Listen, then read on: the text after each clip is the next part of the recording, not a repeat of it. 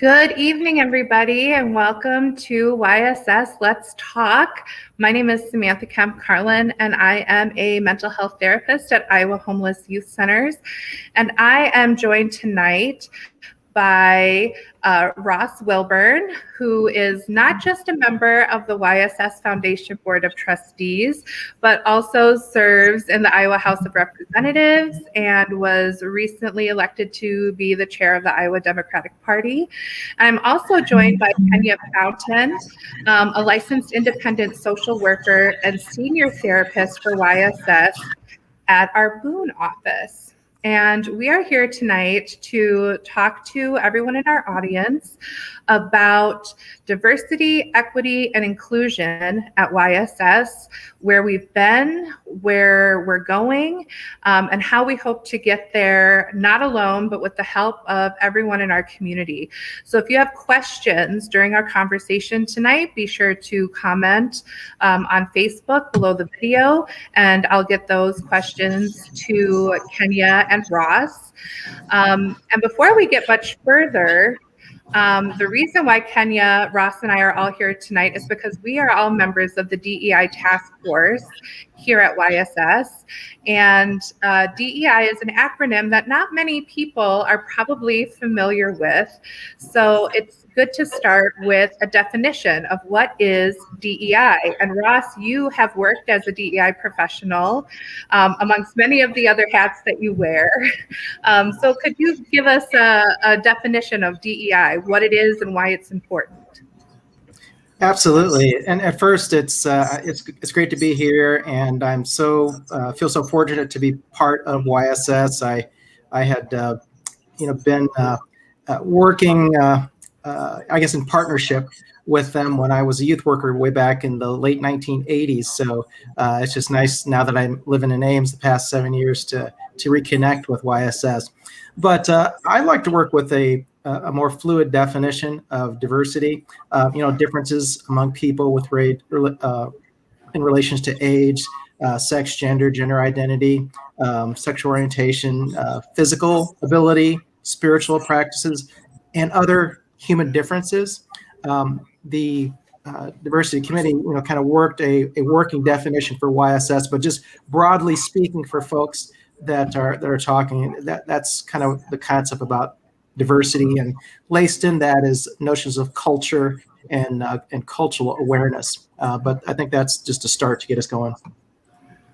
That's great. And Kenia, maybe you can speak a little bit more to how we as a task force kind of conceptualize diversity, equity, and inclusion, and what that meant as we worked through the past year on a plan for improving our efforts in those areas at YSS. Yeah, so last year, in the wake of the murder of George Floyd, our agency collaborated and got together and got the diversity committee together and worked really hard to change the name of the committee to be Diversity, Equity, Inclusion Committee and Task Force. And together we've been working on just kind of like what Ross said, is expanding what diversity means and to include differences such as ethnicity, religion, sexual orientation, gender expression. When we look at equity, it's and inclusion, it's also being able to have access to the things that people need to be successful, or being in a place where there's community and partnership, and just the blending and representation of all of those diverse backgrounds. Yeah, and we actually have a long history of DEI work. It wasn't always called DEI work at YSS. The Diversity Task Force, the first Diversity Task Force actually, was formed at YSS during the summer of 2002, and it was made up of not just staff at YSS, but community members and other agencies in the Ames area who believed that diversity is a major source of strength for our community. And over the years, the Diversity Task Force has had different forms. It later became the Diversity Committee, which I became chair of 3 years ago. We also had an LGBTQ Youth Best Practices Subcommittee over the years. But since 2002, that committee in its various forms has worked on a number of different things to improve our agency and the community, including providing LGBTQ plus safe zone training to our staff, working to improve outcomes for transgender and gender nonconforming youth in foster care, increasing the number of bilingual staff that we had available to our clients, improving access to interpreters for our clients, and enhancing our efforts to recruit, retain, and promote a variety of different staff from all sorts of racial, ethnic, gender, and sexual minority groups at all levels of the organization, so that we could make sure that the staff that we had working in our communities represented the same populations that we were serving in our communities. In 2011, the Diversity Task Force was actually recognized with the Friends of the Iowa Civil Rights Organization Award. And over the years, members have been involved in Breaking Down Barriers, the Faces Celebration, and MLK Day celebration. So even though the Diversity Committee or DEI efforts at YSS aren't new, something changed last year that made us say we need to start doing something a little bit different. And that was back in probably June of 2020, in the thick of the pandemic. And Kenia, why don't you talk to us about what was different, what went on, what incited this need for change within our organization?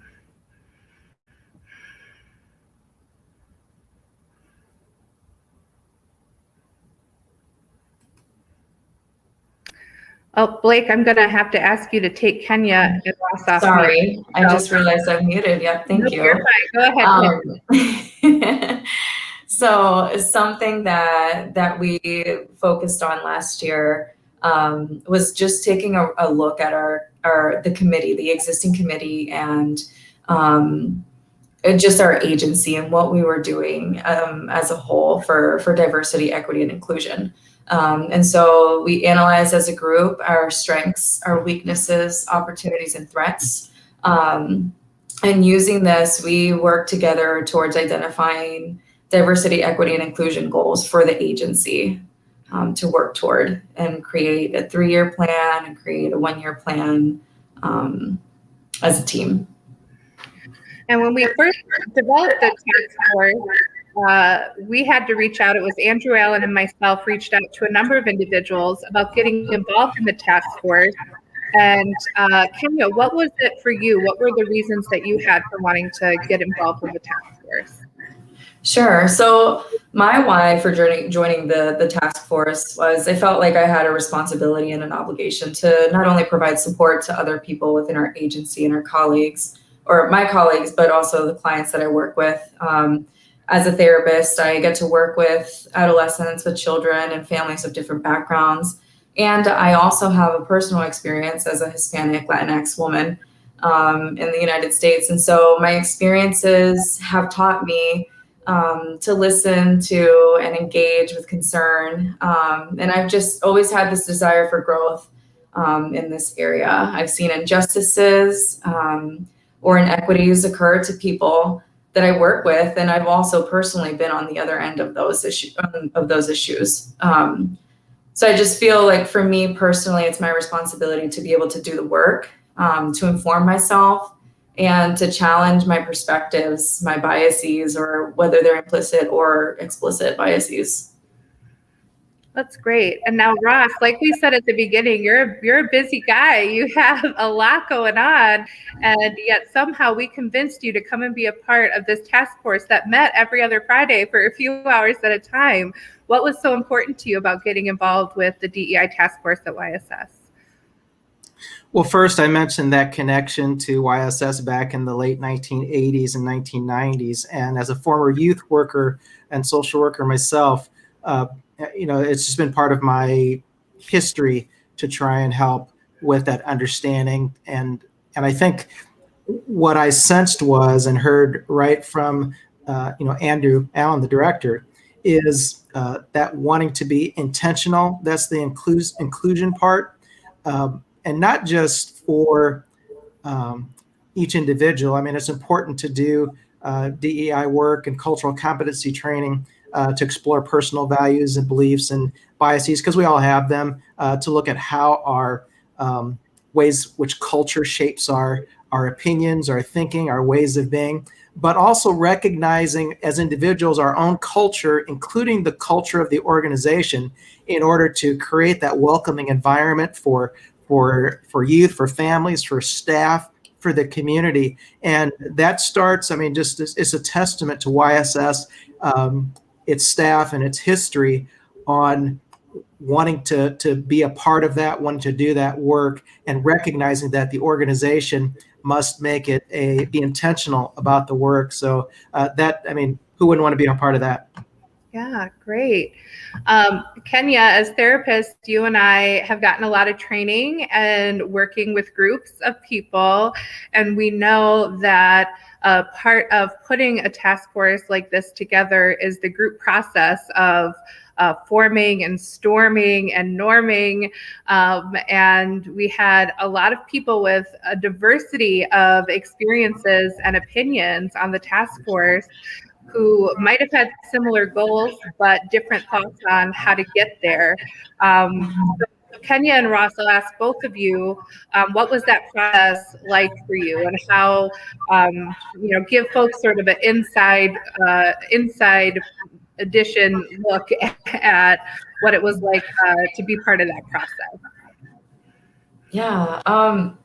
I think the experience in of itself was humbling. It was uncomfortable at times, right? Because we did all bring in different perspectives, and we all had kind of the same goal in mind, right? The intention of wanting our agency to really embrace diversity, equity, and inclusion. And at times, for me, the humbling part was just being able to sit in and hear other people's experiences, and be a listener, not a knower of these things, because everybody brought in their personal belief and how DEI has impacted their lives. And so for me, it was really helpful to learn from the group of people that we got to work with and are still working with. And for me, I think just in terms of the group, I talked about that, just that desire of, I mean, everyone knew the goal. It's just how do you get there? And I think Kenia touched on it great, that it was important for all of us to listen in order to understand, as opposed to listening to respond. Because when you're listening to respond to what somebody says, you're not really hearing the full context, the full story of what they're trying to share, so that you can understand the point. And then it goes back to just that individual, how does this fit with my own personal beliefs and cultures and values, and kind of the negotiating that goes along with that. So I thought the group, maintained a respectful environment despite some of the differences, and it continues to evolve. I think you both brought up really great points. And one of the things that Kenia said that I'm going to go a little off script here with our questions, but Kenia brought up that sometimes it was a little bit of an uncomfortable experience, that we might have experienced some discomfort as we sat in that space together, working together. I'm sure that being totally virtual and not being able to be face to face in the same room with each other didn't help.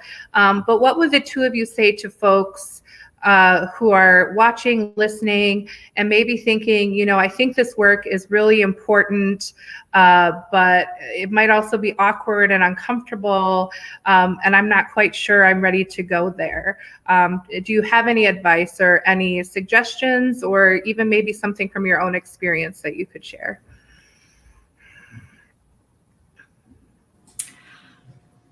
I would say going in, And I mean, we don't have all the answers.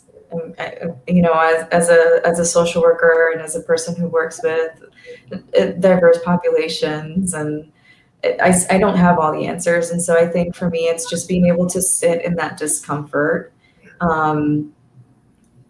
be engaged, and be willing to listen to what other people have to say. And it's okay to talk about that discomfort too, is something that I would tell people, because we all experience it, I think, to some degree.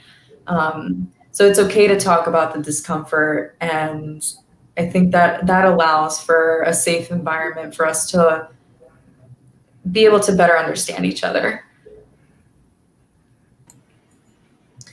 And I would encourage folks thinking back to that broader working definition of diversity that I mentioned. There are a lot of different cultures that exist in our society, in our communities, in our schools, work, places of faith for those that attend. And unless you know someone of every race, of every ability, of every spiritual practice, whatever those human differences are, then there's always something to learn, right? Even just sticking with the notion of race and our countries, or if you don't come across people who are older than you or younger than you, there's always something to learn, because we don't know everything. And if you want to be able to work, to play, to interact, to exchange, and to bring together, to you learn from my experiences and vice versa. Unless you know everything, there's always something to learn, and approaching it with that notion of listening to understand as opposed to listen to respond, as well as being willing to share at your comfort level, then I encourage you all to do that work. And I think you both brought up some really great points about listening to understand, listening to hear what other people's stories are, creating a safe space where people can be vulnerable about sharing their stories. And I think it's not an accident that a number of people that are involved in the DEI work at YSS are therapists. Or folks who do other types of counseling with youth, because we as therapists have learned to get comfortable with discomfort, and we work really hard to try to create those spaces. But that doesn't mean it's easy to do it in a professional space. It does kind of take that shared desire from everybody to create that environment. So once we were able to get past that stage to a place where people were comfortable sharing and working together, Kenia, you mentioned a number of different things that the team did to kind of work on a vision and traction plan for the future. Could you speak to what some of our goals are as an organization with regards to DEI over the next few years?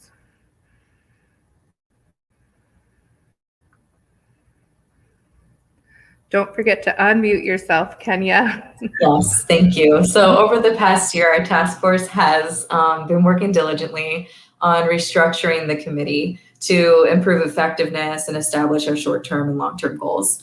And so our goals overall included 4 broad categories, including people development, operational effectiveness, community engagement, and program innovations. And so we're really focusing on how we can impact people individually in our communities or the clients that we serve, but also then our employees as a whole, and in what ways we can kind of broaden our understanding of DEI and what we do in the work that we do.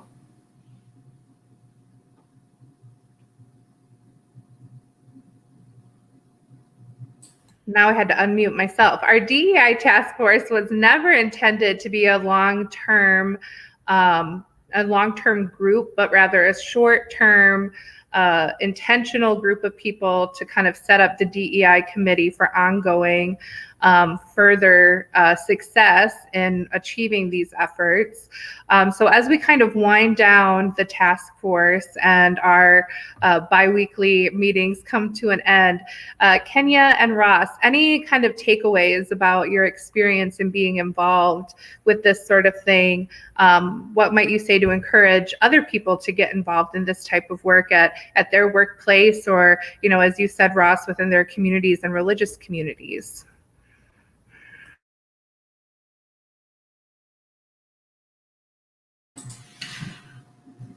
I mean, I would say personally, like for me, I saw that there was an opportunity in our agency, and I just kind of jumped for it and said I want to give it a try,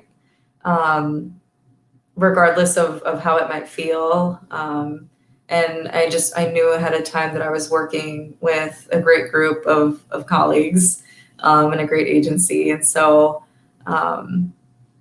yeah, I'd say always just give it a try, have an open mind, and, you know, be willing to to kind of navigate that whatever discomfort or comforts that you might have.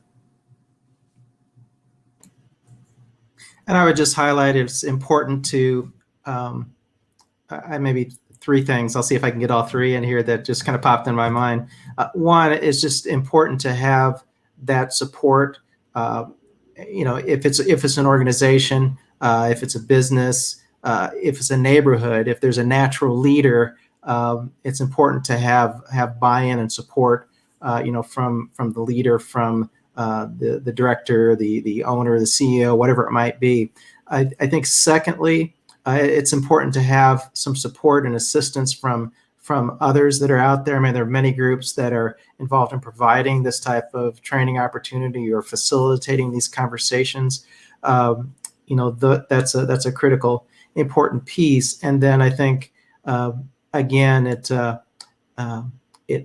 takes one step, one movement forward to bring it up, and you know, don't assume that there's going to be a barrier there.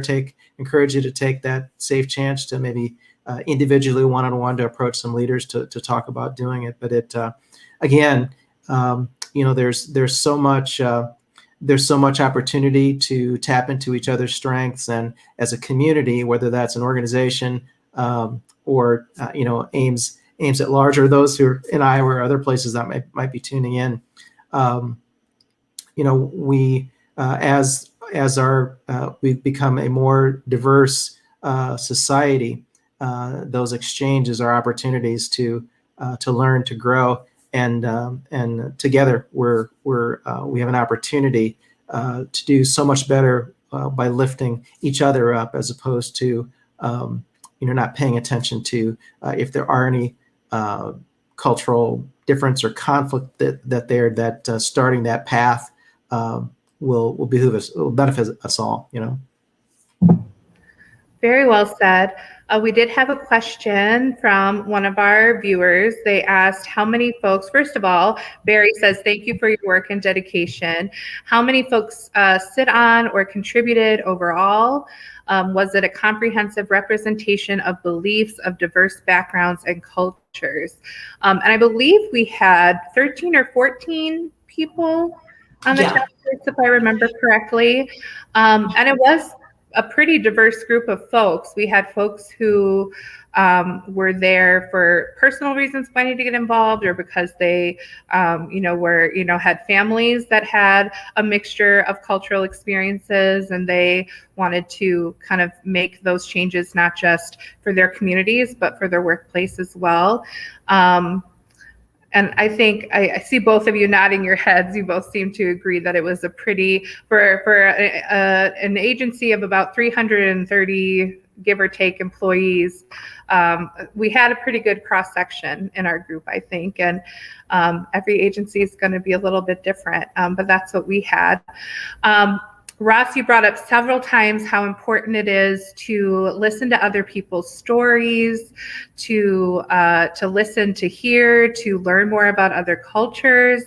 And I would be remiss as the chair of the DEI committee if I didn't share some upcoming opportunities for folks to do that within their own communities. So June is LGBTQ Pride Month. And I believe Blake maybe has a slide for us, but there are several opportunities in the Ames, Des Moines, Quad Cities, and Sioux City communities. A lot of communities, due to the pandemic and some safety restrictions that are still in place, have shifted some of their Pride celebrations to later in the year. I'm seeing dates like September, October, even August.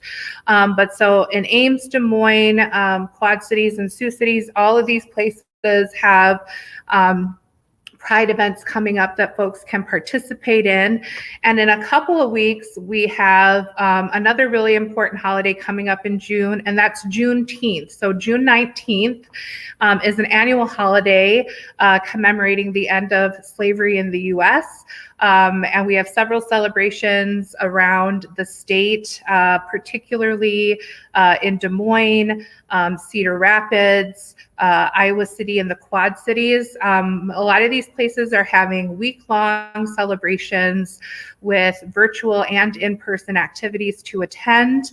And so these are opportunities for folks to engage with cultures and to learn more about folks and to step outside their comfort zones maybe a little bit and start doing the work in their own communities.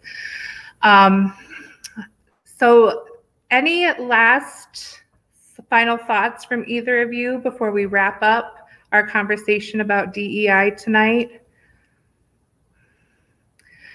I think one thing that Kenia and I have talked about a lot over the past year is about feeling like we're not professional, we're not DEI professionals, and are we really the people who should take up the mantle and do this work in our communities?